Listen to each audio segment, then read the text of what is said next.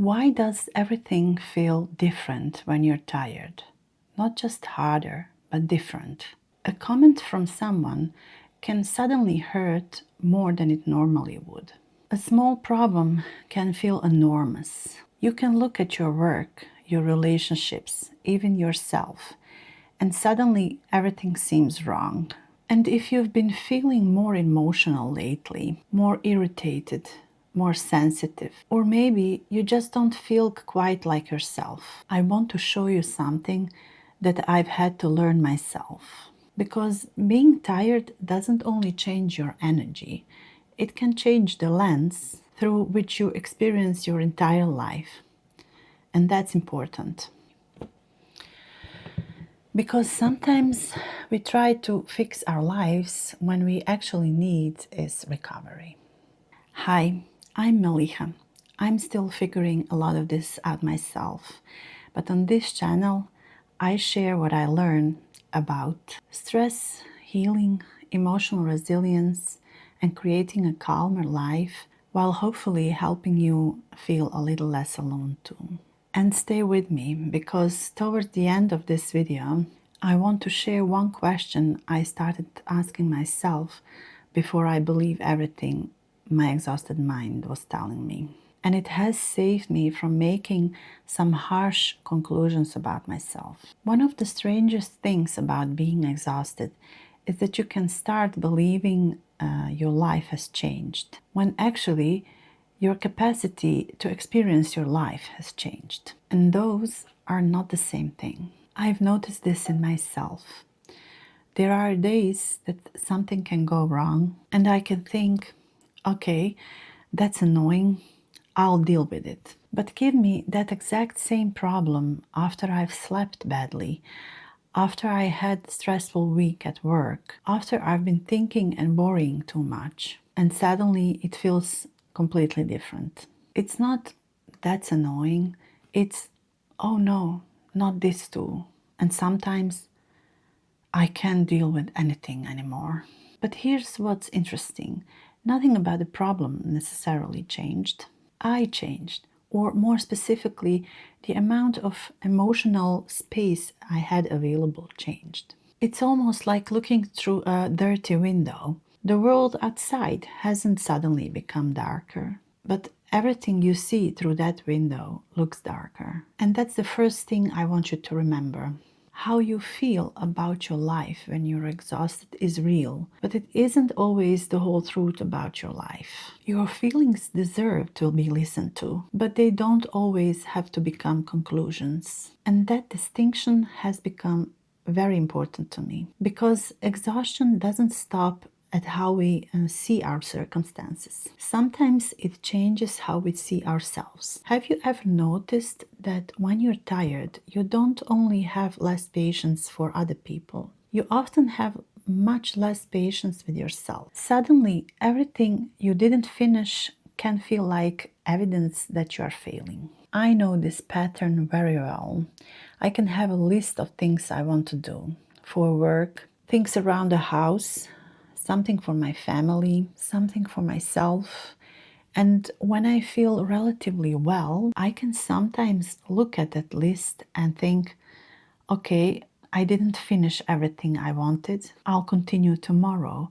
But when I'm exhausted, that same unfinished list can become, why can't you just get things done?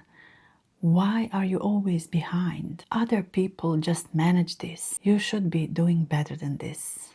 You're just a failure. And that's something I slowly started noticing. My inner critique becomes much louder exactly when I have the least energy to defend myself against her. And for years, I believed that voice. I thought being harder for myself would motivate me. But usually, it just made an already tired woman feel worse. So now I tried to ask myself, would I believe this thought about myself if I were rested? Would I really think I'm lazy?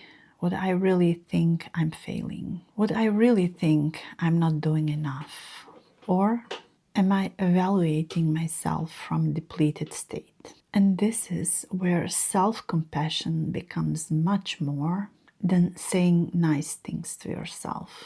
Sometimes self-compassion is simply refusing to judge yourself at your lowest capacity. But there is another place where exhaustion can distort things, our relationships. When you're emotionally tired, your tolerance becomes smaller. Things that normally rolls off your back can suddenly get under your skin. And sometimes we interpret that as something is wrong with this relationship. But sometimes we simply have less emotional buffer. I think most of us know this feeling. Someone asks you a perfectly normal question, and inside you're thinking, can nobody leave me alone for 5 minutes? Or somebody says something slightly insensitive, something you might normally shrug off, and suddenly it really hurts. Or what I'm experiencing lately a lot, you're listening to someone talk and you notice yourself becoming irritated, even though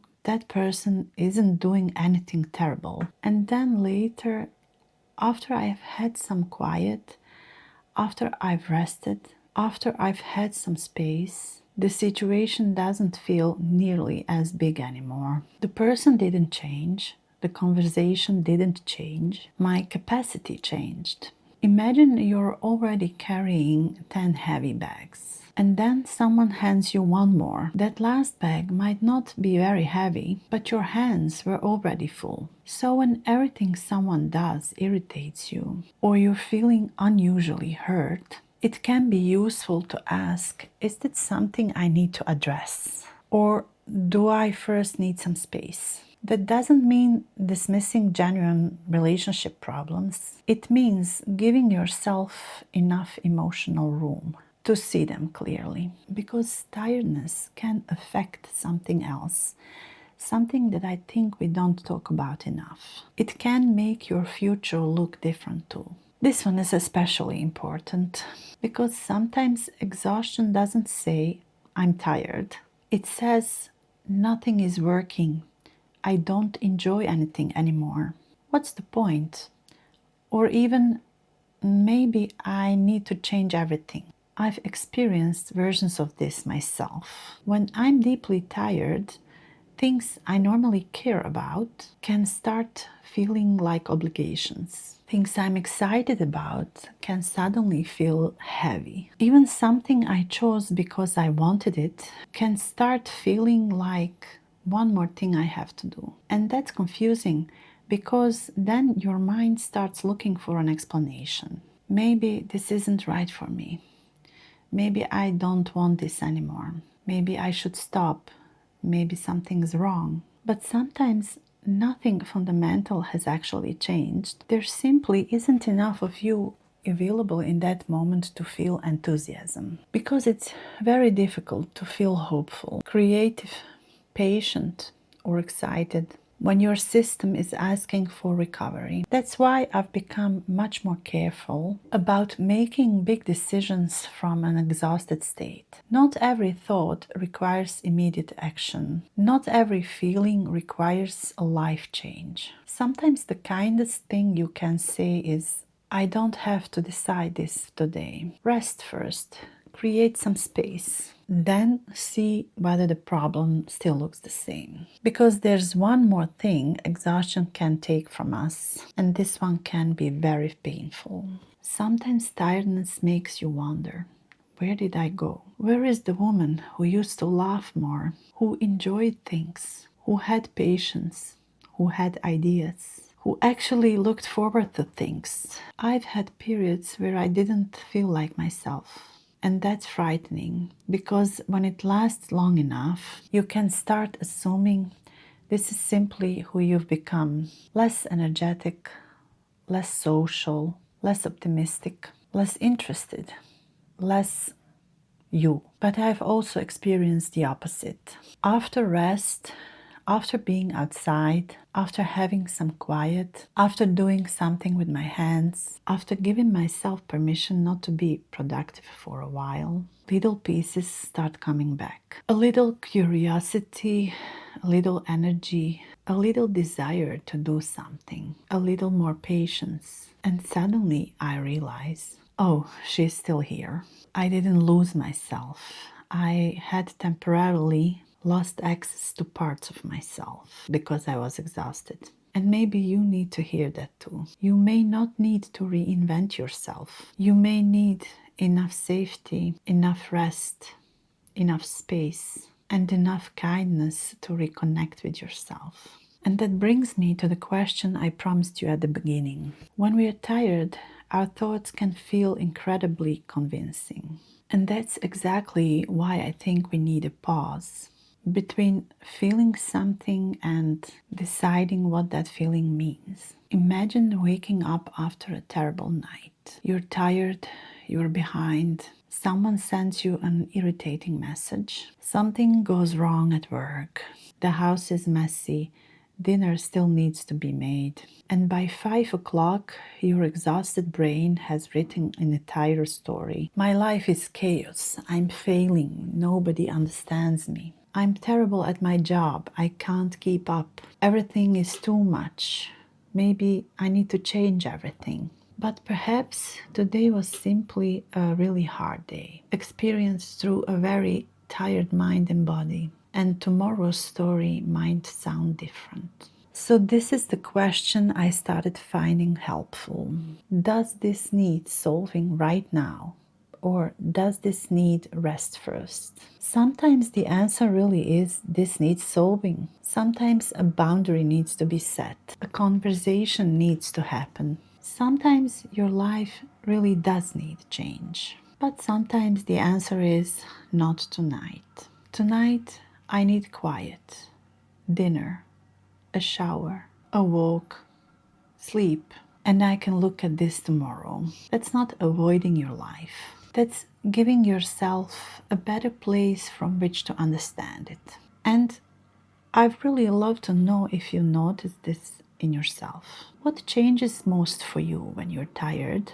Do you become more emotional, more irritated, more anxious, more self-critical? Or does everything simply start looking heavier? Tell me in the comments below. I read every comment. And I think these conversations can help us realize how many of us experience the same things without ever talking about them. So if everything feels different when you're tired, don't immediately assume everything is wrong. Give yourself permission to recover before you judge your life, your relationships, or yourself. You don't have to believe every story exhaustion tells you.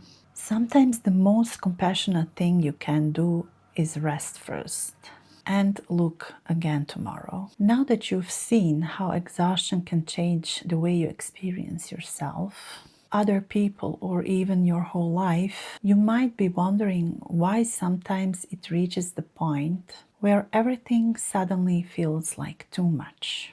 Click on the next video that will appear on the left side, because that's exactly what we talk about there. I'll share what I've learned, how pressure can build quietly over time until even the smallest things start feeling overwhelming, and what helped me begin putting some of that weight down.